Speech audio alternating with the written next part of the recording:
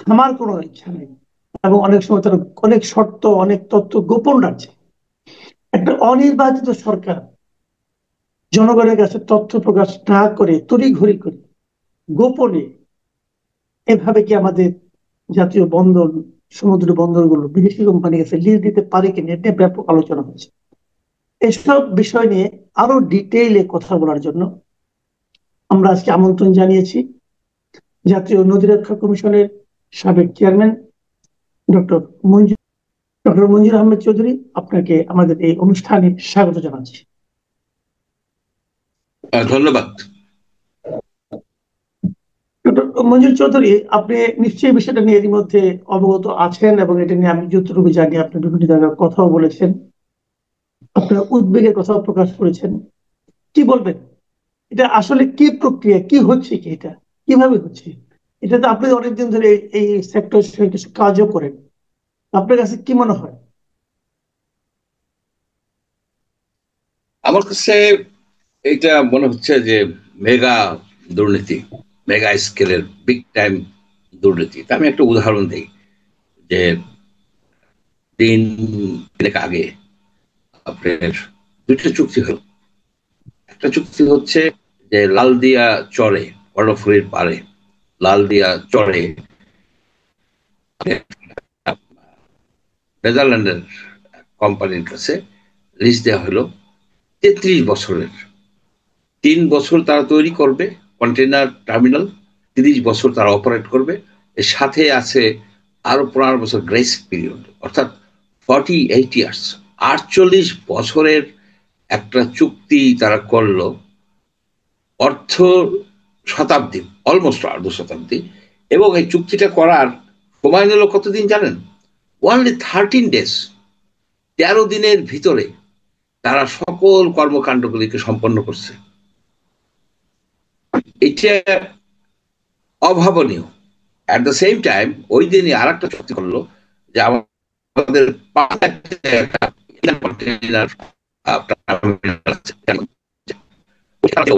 আপনার সুইজারল্যান্ড ভিত্তিক একটা কোম্পানি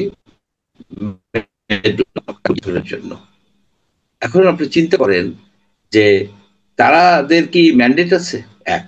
2 নম্বর হলো যে একটা নির্বাচিত সরকার থাকলেও তারা 13 দিনের মধ্যে হাজার হাজার কোটি টাকার প্রকল্প কি দিতে পারে? কোনোভাবে কি আছে?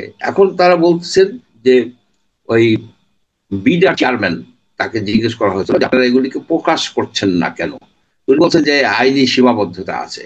আসলে ওনার আইনের জ্ঞান সীমাবদ্ধ বলে মনে করি। আপনার টেন্ডার প্রসেস ট্রান্সপারেন্ট হতে হবে। এটা আমাদের পিপিআর আছে, পাবলিক প্রকিউরমেন্ট যে ল আছে, সে অনুসারেও কিন্তু এটা কম্পিটিটিভ হতে হবে, এটা ট্রান্সপারেন্ট হইতে হবে।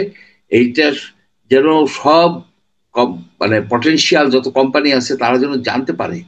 এটা কি হয়েছে? এটা হয় নাই কিন্তু। আপনার কোন পেপারে ছাপা হয়েছে, কিভাবে প্রি কোয়ালিফিকেশন হয়েছে, কোন প্রি কোয়ালিফিকেশন কি করছে। এখন এখানে যে হবে, আপনার প্রফিট শেয়ারিং হবে, ট্যারিফ, মাসুল, কে কত পার্সেন্ট পাবে, এটা কি, এটা তো কনফিডেন্সিয়াল হতে পারে না। কনফিডেন্সিয়াল যেটা, ডেফিনেটলি কনফিডেন্সিয়াল কিছু বিষয় আছে, যেটা হচ্ছে কি যে এই যে যারা পোর্ট অপারেট করবে তাদের যে সফটওয়্যার, তাদের যে ইকুইপমেন্ট, তাদের যে অপারেশন সিক্রেসি আছে, যেটা কম্পিটিটররা মুভমেন্ট প্রকাশ করা যাবে না। এবং আরো কত বেশি আছে, যেমন এরাও প্রকাশ করতে পারবে না কোন মাল কোথা থেকে আসতেছে, কবে যাচ্ছে, কারণ এটা বিজনেস সিক্রেট আউট করতে পারবে না। কিন্তু টেন্ডার প্রক্রিয়ায় প্রকাশ করা, গোপন রাখা, এটা হচ্ছে একটা দুর্নীতি, ক্লাসিক দুর্নীতি। এই জিনিসটা কিন্তু এই সরকার শুরু করে নাই। এই যে আপনি ডিপি ওয়ার্ল্ডের কথা বললেন যে ডিপি ওয়ার্ল্ডকে দেয়া হচ্ছে এটা, সেটা কিন্তু শুরু করে গেছে সালমান রহমানরা। এই যে আপনার একটা এই পতেঙ্গা কন্টেইনার টার্মিনাল আছে, সেটা কিন্তু সৌদি আরবের একটা কোম্পানির কাছে দেওয়া হয়েছে। Red Sea Gateway Terminal, Red Sea Gateway Terminal Saudi আরবের কাছে দিছে। সেটা কি রেজাল্ট?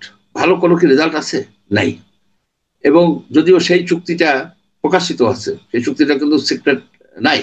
আর এই যে চুক্তিগুলি করতেছে, এই চুক্তিগুলিতে যারা চাকরি করবেন তারা 100% ট্যাক্স ফ্রি ফর 10 ইয়ার্স, এবং 10 ইয়ার্স পর্যন্ত এই ট্যাক্স হলিডে এই সবগুলি কোম্পানির তাদের কর্মচারী, এবং তারা যে জিনিসপত্র আনবেন সেগুলিকে 100% ট্যাক্স ফ্রি থাকবে, ডিউটি ফ্রি থাকবে।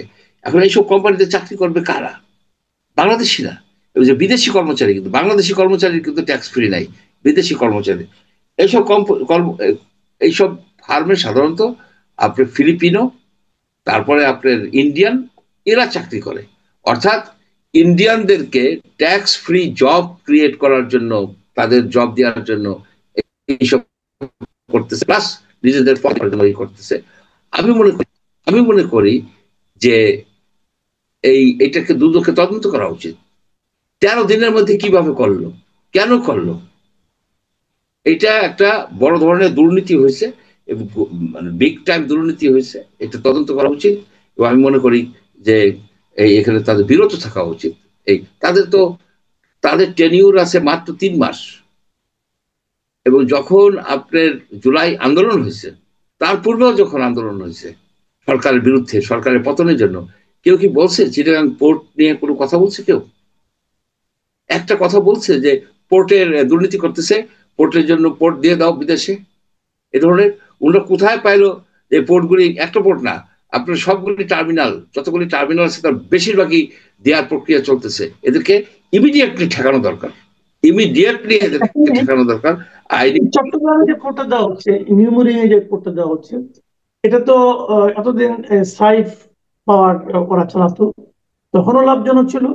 তারপরে যখন নৌবাহিনী হাতে গেল তখন এটা আরো লাভজনক ছিল। এখন যখন এদেরকে দেওয়া হবে, এদেরকে দেওয়ার আগে আগে আমি দেখলাম যে এটা নাকি ট্যারিফ অনেক বাড়ানো হয়েছে। হ্যাঁ, এই ট্যারিফ বাড়ানোর ফলে হয়তো এরা বেশি করে লাভ দেখানোর একটা প্রক্রিয়া নেবে, কিন্তু ট্যারিফ বাড়ানোর কি লং টার্মে কি কোনো সুফল আছে নাকি কুফল আছে? কারণ আমাদের আশেপাশের বন্দরগুলোতে তো ট্যারিফ তুলনামূলকভাবে আমাদের চেয়ে অনেক কম।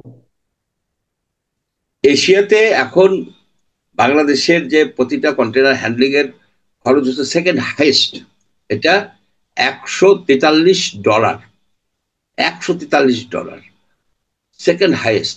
এখন এটা কি কম্পিটিটিভ হবে? কম্পিটিটিভ হবে না। অনেকে হয়তো অন্য পোর্ট দিয়ে চেষ্টা করবে। আপনার মংলা পোর্টের হচ্ছে কত, $43 না $44 প্রতি কন্টেনারে, আর এটা হচ্ছে $143, এই 40% বাড়ানোর ফলে এই চিটাগাং পোর্টে। এটা একটা লুটপাট হচ্ছে আর কি, বড় ধরনের লুটপাট হচ্ছে। এর এজেন্ট কারা? লোকাল এজেন্ট কারা? আপনি তদন্ত করেন, আপনি তদন্ত করে দেখেন যে লোকাল এজেন্ট কারা, এই ডিপি ওয়ার্ল্ডের লোকাল এজেন্ট কারা। আর একটা বিষয় হচ্ছে কি, আপনি কি কম্পিটিটিভই করছেন? আপনি কি টেন্ডার করছেন? অন্য এর থেকে ভালো কোম্পানি নাই? আপনি যখন দিতেই হবে আপনি ই করুন, আপনি কম্পিটিটিভ বিডিং এর ব্যবস্থা করুন, সবচেয়ে ভালো, যাতে বাংলাদেশের স্বার্থ রক্ষিত হয়। আর পোর্ট ঠিক মতো চলে না এই অজুহাতে যদি আপনি পোর্ট বিদেশের হাতে দিয়ে দেন, তাহলে পুলিশ বাহিনীও তো ভাই চলতেছে না, তখন পুলিশ আনেন, আপনি পুলিশ নিয়ে আসেন। আপনার বিচার বিভাগ চলতেছে না, আপনি বিচার বিভাগ বিচারক নিয়ে আসেন, চিফ জাস্টিস নিয়ে আসেন, জাস্টিস নিয়ে আসেন বিদেশ থেকে। আপনার এখানে যে কাজটা করছে বলতে আমার লজ্জা হয়, মির্জাফর সাহেব একই কাজ করছিল। মির্জাফর সাহেব, মির্জাফর, সে এই বাংলার দেওয়ানি ইস্ট ইন্ডিয়া কোম্পানির হাতে তুলে দিছিল। আর আমাদের এই ইউনুস সাহেব বাংলার এই পোর্টের ব্যবস্থাটা বিদেশিদের হাতে সম্পূর্ণভাবে ন্যস্ত করে দিচ্ছে। এটার ভবিষ্যৎ খুব খারাপ, এটাকে ঠেকানো দরকার। যেভাবেই হোক এই সরকারকে এইগুলি থেকে বিরত রাখা দরকার। এখন আন্দোলন হওয়া উচিত, আমি মনে করি আন্দোলন হওয়া উচিত, এবং একটা কমিটি, নাগরিক কমিটি হওয়া উচিত। কোন প্রক্রিয়ায়, কার মাধ্যমে, কিভাবে 13 দিনের মধ্যে একটা পোর্টের সে লালদিয়া যে জায়গাটা, লালদিয়া যে চরটা, ওটা তো নদীর জমি, ওটা তো আপনার কর্ণফুলী নদীর মধ্যে থেকে চর মানে ড্রেজিং করে এটাকে তৈরি করা হয়েছে, এটা নদীর জমি। এখানে যদি কেউ বলে যে এটা নদীর জমি, মামলা করে দেয়, সে তো ভেস্তে যাবে এই সব প্রজেক্ট। এরা তো জানে না, এরা অনেকেই আছে যে বাংলাদেশ আইনকে এরা সম্পূর্ণভাবে বৃদ্ধাঙ্গুলি দেখাচ্ছে। কেন দেখাচ্ছে?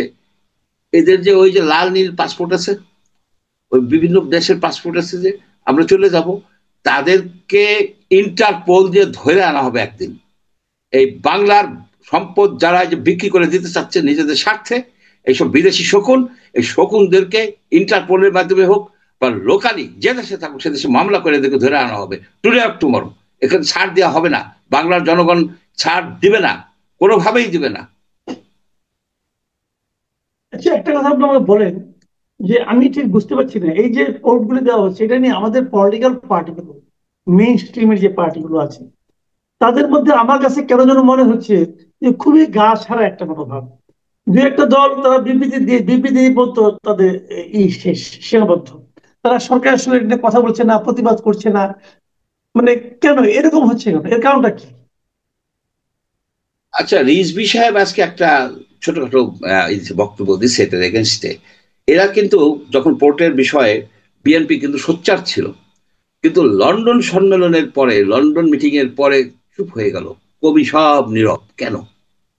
কি জাদু ইউনূস সাহেব দেখায় আসলো? ইউনূস সাহেবকে ডাইরেক্টলি প্রশ্ন করা উচিত, আপনি কি আসছেন বাংলাদেশকে টুকরো টুকরো করে বিক্রি করে দেওয়ার জন্য? আপনি কি কারণে এই পোর্ট নিয়ে আপনাকে মাথা ঘামাতে কে বলছে? আপনার মাথা ঘামান ইলেকশন নেয়া, আপনি নির্বাচনটা করে আপনি এখান থেকে চলে যান। That's what we want. আপনাকে তো পোর্ট ব্যবস্থাপনা করার জন্য আনা হয় নাই। পোর্টের বিষয়ে আপনি যেটা করলেন, পোর্টের কোনো সংস্কার কমিশন করছিলেন? কোন, কে রিপোর্ট দিছে আপনাকে? আপনি বলেন যে সরকারি কাজ আপনি হয়তো বুঝেন না, সরকারি কাজ আপনার বোঝা উচিত। আপনার যে চাহিদাটা সৃষ্টি করছে কে, যে পোর্ট দিতে হবে? কোন কোন মিনিস্ট্রি থেকে আপনার নোট ইনিশিয়েট করছে? কে নোট ইনিশিয়েট করছে লালদিয়াতে এই দিতে হবে, এই এই কোম্পানিকে দিতে হবে? যারা দিছে তাদেরকে আমি বলি, বি অন দি অ্যালার্ট।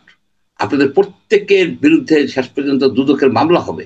কারণ 13 দিনের মধ্যে আপনি ছুটির দিনেও আপনি চুক্তি করছেন, বেআইনি কাজ। ছুটির দিনেও আপনি কাজ করছেন এটা নিয়ে, এত তাড়াহুড়া কেন আপনার?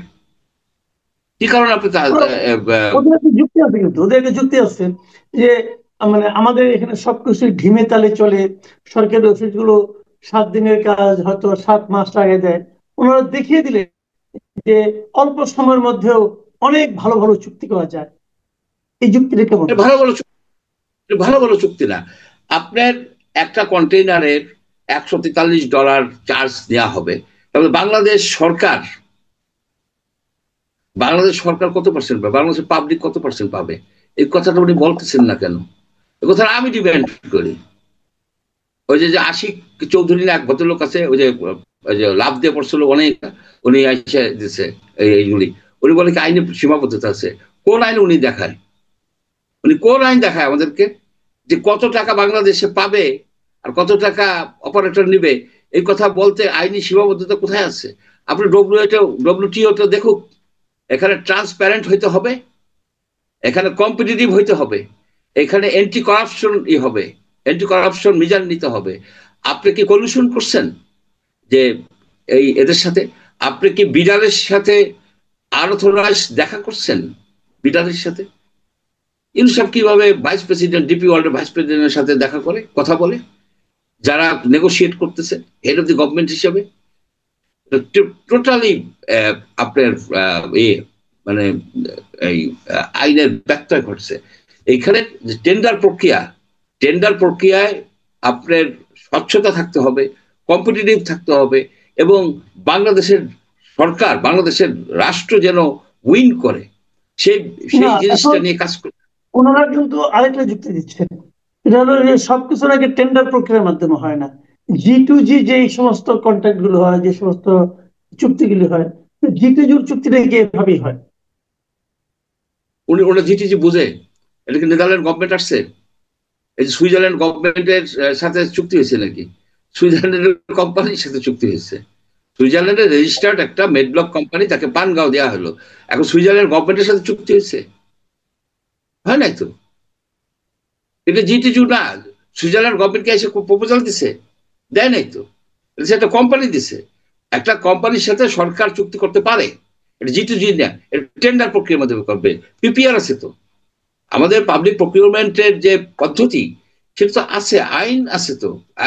সেই আইনটা তো বাতিল করে দেওয়া হয় না, এটাকে অ্যামেন্ডমেন্ট হয়েছে, এটা হয়েছে, সেটা হয়েছে, কিন্তু আইনের মেইন কথাটাই হচ্ছে কি যে এই টেন্ডার প্রক্রিয়া যেন ফেয়ার হয়, টেন্ডার প্রক্রিয়া যেন ট্রান্সপারেন্ট হয়, অর্থাৎ স্বচ্ছ হয়, টেন্ডার প্রক্রিয়া যেন কম্পিটিটিভ হয়, টেন্ডার প্রক্রিয়ায় আপনার যেন রাষ্ট্র অর্থাৎ জনগণ উইন করে, তাদের স্বার্থ যেন রক্ষা হয়।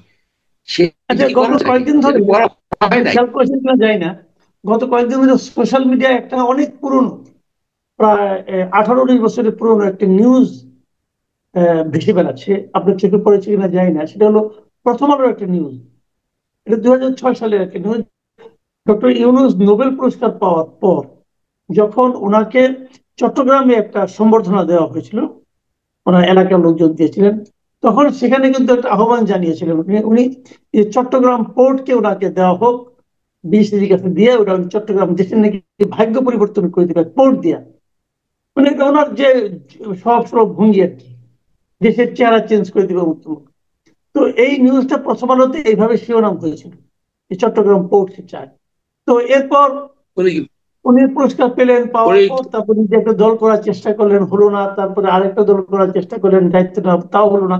এখন উনি রাষ্ট্র ক্ষমতায় এসে সেই 2006-এর যে স্বপ্নটা, সেই স্বপ্নটা পূরণ করলেন। তো তখন যখন আচ্ছা, দেশের ভাগ্য পরিবর্তন হলো, এইবারে কি হবে নাকি ভাগ্য পরিবর্তন, দেশ চেহারা পাল্টে যাবে? কিসের চেহারা পাল্টে যাবে? আপনার পোর্টের উপর থেকে আপনার যে কন্ট্রোল যেটা আছে, যতটুকু কন্ট্রোল ছিল, এখানে দুর্নীতি হয়, এটা সত্য। দুর্নীতি হয়, দুর্নীতি দমনের জন্য কি আপনি দিয়ে দেবেন নাকি বিদেশে? তাই দেন। ভূমি অফিস সবচেয়ে বেশি দুর্নীতি হয়, তো ভূমি অফিসটা দিয়ে দেন অন্য কোনো দেশের লোকজনকে আইনে বসান, আপনার ভূমি অফিসে বসান, এনবিআর এ বসান, সব আপনার বিদেশি হোয়াইট ম্যান আনেন, ইংলিশ বলবে আপনার। আসল কথা হচ্ছে কি, এগুলো হচ্ছে কি মানে এই যে বললো না যে পোর্ট উনি ই করবে, উনি কি পোর্ট চালাতে কোনো সময়? উনি কি পোর্ট অপারেটর? উনি পোর্টের দালালি করতে চাইছে। He wanted to be broker, in between, go between. আর একটা জিনিস করছে, রানা প্লাজা যখন ধ্বংস হয়ে গেল, রানা প্লাজার, তখন উনি বললো কি যে এই কোম্পানিগুলো সার্টিফিকেশন নেওয়ার জন্য উনি আপ্রাণ চেষ্টা করছে, শেষ পর্যন্ত উনি পারে নাই। এইখানে সবকিছুতে উনি একটা ব্যবসায়িক দৃষ্টি দেখে, যেমন দেখেন না আপনার যেখানে যাচ্ছে সেখানে লেবারদেরকে উনি বলে যারা ভেজাল, বেআইনি, এদেরকে বাইর করে দাও। ইটালিতে বলছে তুমি একটা বেকার, একটা বেআইনি বাইর করে দেবো, আমি একটা মানে ই দেবো, মানে লিগাল লোক পাঠাবো। কিরকম একটা মানে নৃশংসতা! যে লোকগুলি সাগর পাড়ি দিয়া, মরুভূমি পাড়ি দিয়া ওখানে গেছে, এখানে একটা জীবিকা ই করতেছে, তাদের বরং বলবে তোমরা সবাইকে লিগাল করে নাও, তাদেরকে কাগজপত্র করে দাও। তার পরিবর্তে উনি একটা লিগাল লোক পাঠাবে, কার মাধ্যমে পাঠাবে? আমরা বুঝতেই পারি, ওনার এই গ্রামীণ এমপ্লয়মেন্টে পাঠাবে, এই যে জাপানে লোক পাঠাবে, এইসব নিয়েই ব্যস্ত। উনি ইলেকশন কেমনে করবে? ওনার ইলেকশন করার তো দিকে মনোযোগ নাই, ওনার মনোযোগ হচ্ছে এইসবের দিকে, কিভাবে কোন আচ্ছা, ব্যবসা আমি আমার ব্যবসা আলোচনা একটু এখন অন্য একটা প্রসঙ্গ একটু যে শেষ করে দিই। আমার অন্য একটা প্রসঙ্গ একটু কথা বলতে চাই, সেটা হলো যে আপনি জানেন যে গতকালকে তত্ত্বাবধায়ক সরকারের যে এইটা মানে আপনার মামলাটা সে নিষ্পত্তি হয়েছে, এবং সুপ্রিম কোর্ট বলেছে, অ্যাপিল বিভাগ বলেছে যে তত্ত্বাবধায়ক সরকারটাই এখন ইলেকশন হবে। এবং তার আবার এখানে এটাও বলা হয়েছে যে এই নির্বাচন না, তার পরের নির্বাচন হবে। আমার প্রশ্ন হচ্ছে, তত্ত্বাবধায়ক সরকার যদি বাংলাদেশের প্রেক্ষিতে নির্বাচনের জন্য সর্বোত্তম পদ্ধতি হয়, তাহলে এবারে 2026-এ যে নির্বাচনটা হবে ফেব্রুয়ারিতে, সেটাই তত্ত্বাবধায়ক সরকারের অধীনে না করার কি কারণ থাকতে পারে? না, এখানে দেখেন যে একটা পলিটিক্যাল কনসিডারেশন কিন্তু আছে। পলিটিক্যাল কনসিডারেশন হচ্ছে তত্ত্বাবধায়ক সরকারের নিয়মটা হচ্ছে কি যে ইমিডিয়েট পাস্ট চিফ জাস্টিস উনি হবেন চিফ অ্যাডভাইজার। এখন যদি তত্ত্বাবধায়ক সরকার 13 অ্যামেন্ডমেন্টকে এই মুহূর্ত থেকে এফেক্টিভ করা হয়, তাহলে এই আপনার যে ওবায়দুল হাসান, যে ইমিডিয়েট পাস্ট চিফ জাস্টিস, উনি হচ্ছেন তখন চিফ অ্যাডভাইজার ডেজিগনেট। উনি যদি কোনো কারণে আপনার বলেন যে না, অপারগতা প্রকাশ করেন, তাহলে হচ্ছে তার আগের জন হাসান ফয়েজ সিদ্দিকী, এবং এরা সবাই কিন্তু আপনার শেখ হাসিনার অ্যাপয়েন্টেড, এবং এরা অ্যাকচুয়ালি চিফ জাস্টিস হিসেবে জাস্টিস করতে পারেন নাই, এরা বায়াস ছিলেন। এখন যদি ওবায়দুল হাসানকে আপনি চিফ অ্যাডভাইজার করেন, দেশের ভিতরে টারমোইলের সৃষ্টি হবে। সেই হিসেবে আমি মনে করি কি যে তত্ত্বাবধায়ক সরকার ঠিকই আছে যে 14th থেকে, অর্থাৎ যেটা 29 সালে হওয়ার কথা ইলেকশন, সেই ইলেকশন হয়তো হবে 31 সালে। আপনার কাছে একটা জিনিস আমি বলি, যদি এটাই সর্বোচ্চ পদ্ধতি, এই একটা মাত্র কারণে তার এই পদ্ধতিটা আপনি চালু করবেন, এটা তো হয় না। তাহলে আমাদের এই সংস্কার কমিশন যে প্রস্তাবটা দিচ্ছে, ওই প্রস্তাব অনুযায়ী করলেই তো হয়। না, সেটা করতে পারে অ্যাকচুয়ালি। যদি সংস্কার কমিশনের যে প্রস্তাব দিছে, যেখানে যদি প্রাইম মিনিস্টার নাই, ডেপুটি স্পিকার নাই, বা স্পিকার নাই, বা বিরোধী দল নাই, কিন্তু এটা তো সাবস্টিটিউট আছে, সব দলগুলির সাথে একজনকে সবার মতামত দিয়ে করুক না কেন। একটা জিনিস হলো, শোনেন আমি বলি আপনাকে, আপনি 5 বছর পরে করবেন, এই জিনিসটা ভালো। ভালো মানে কি, এটা পুরো জাতির ভাগ্য নির্ধারণ করে দিবে, তাই না? তো সেটা আপনি যদি এটা সর্বোত্তম হয়, এটা আপনি এখনই করবেন না কেন?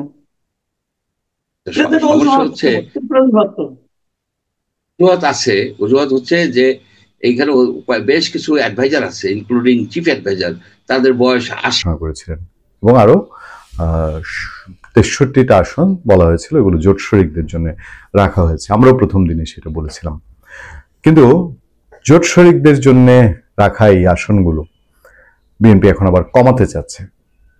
এটাও শুরুতে আমরা বলেছিলাম যে এটা আসলে যেই আরপিও সংশোধন নির্বাচন কমিশন করেছে, এই আরপিও সংশোধনে ধরেন জোট শরিক বলতে আপনি জামাত ইসলামী তো আর এখন জোট শরিক না। বিএনপি মহাসচিব মির্জা ফখরুল ইসলাম আলমগীর আজকেও বলেছেন, দেখলাম যে একটা সময়ে তারা আমাদের জোট শরিক ছিল, কিন্তু গত 10 বছর ধরে তারা আমাদের সাথে সম্পর্ক নাই।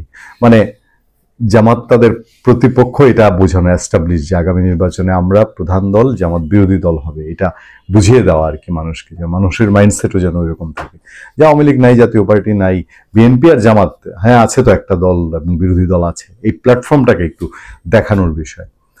তো তিনি এটা বলেছেন, ঠিক আছে জামাত নাই, জামাত বাদ, জামাতের বাইরে জোট শরিক জাতীয় পার্টি তো যোগ দেয়নি, এর বাইরে উল্লেখযোগ্য দল মানে যাদের সত্যিকার ভোট সাপোর্ট আছে। আচ্ছা, নাম আসলে কাদের নাম আসে? কর্নেল অলি আহমেদ। নাম আসলে কার নাম আসে? যদি একদম জাতীয় পর্যায়ে আপনি নাম বলতে চান, তাহলে মাহমুদুর রহমান মান্না, তারপর আপনি জুনায়েদ সাকি, তারপর নুরুল হক নূর। এই তো মানে বিএনপির জোট শরিক যদি আপনি বলেন। এনসিপি তো বলে দিচ্ছে তারা বিএনপির সঙ্গে যাবে না।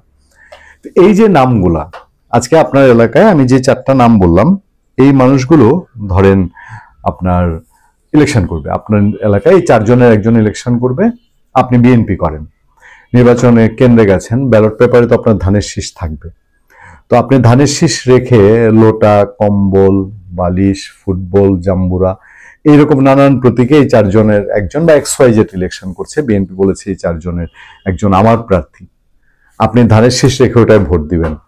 মানে বিষয়টা আমি বিএনপির একজন কর্মীকে প্রশ্ন করেছিলাম, বললো যে ভাই এটা তো আসলে বিব্রতিকর। আপনার ঢাকার যে আসনগুলো রাখা হয়েছে, উত্তরা বলেন, মোহাম্মদপুর বলেন, আপনি ববি আজ্জাজকে বিএনপির মানুষ যখন ধানের শীষে ভোট না দিতে গিয়ে অন্য প্রতীকে বিএনপি প্রার্থী হিসেবে ভোট দিবে, তখন এটা কেমন হবে?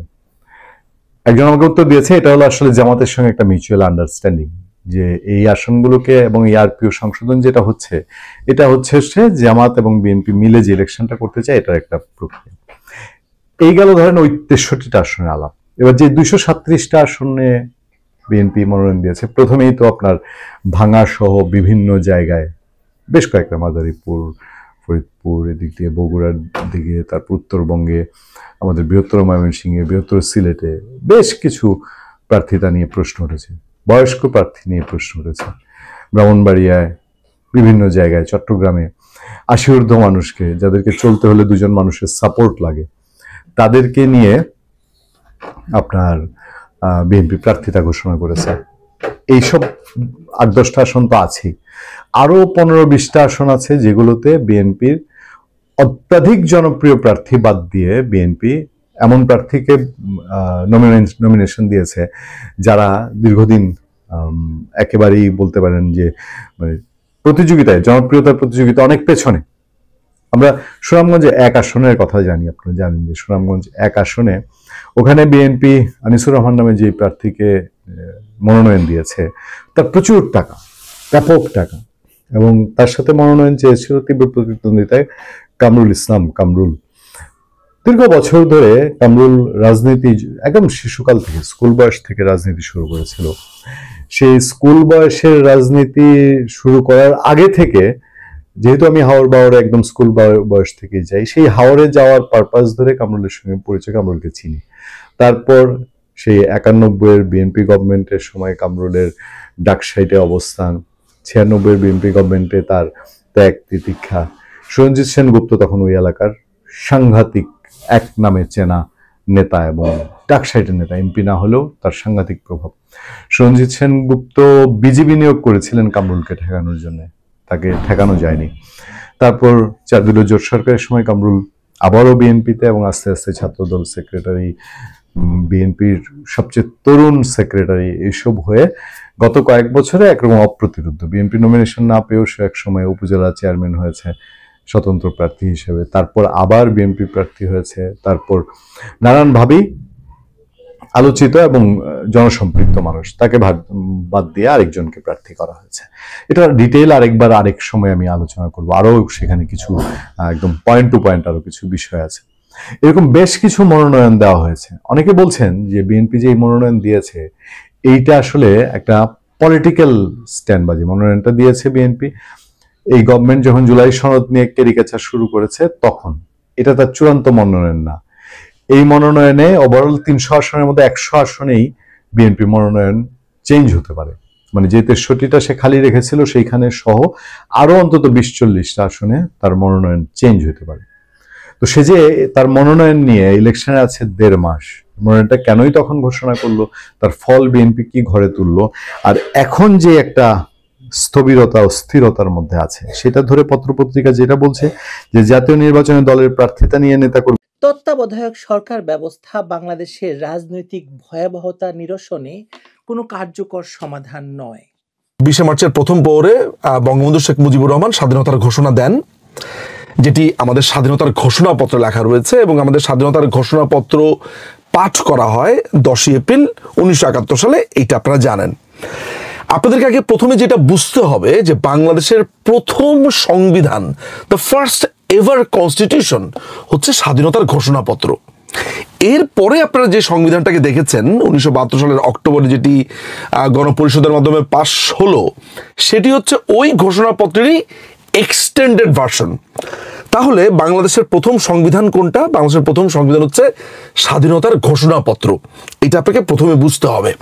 আচ্ছা, সেই সময় মুজিবনগর সরকার ডেকোরাম মেনটেন করে নানানভাবে তারা যেটা করেছে, শপথ গ্রহণ করেছে নিজেদের মতো করে, একটা রুলস রেগুলেশন সেই সময় তারা করেছে।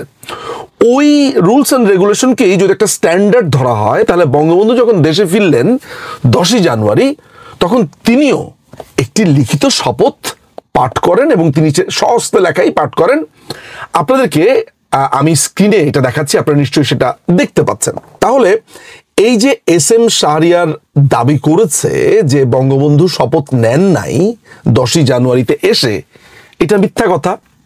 দর্শক, আপনারা এইটাও জেনে রাখেন যে 11 জানুয়ারি একটি অস্থায়ী বিধি শাসনতন্ত্র প্রণয়ন করেন রাষ্ট্রপতি বঙ্গবন্ধু শেখ মুজিবুর রহমান।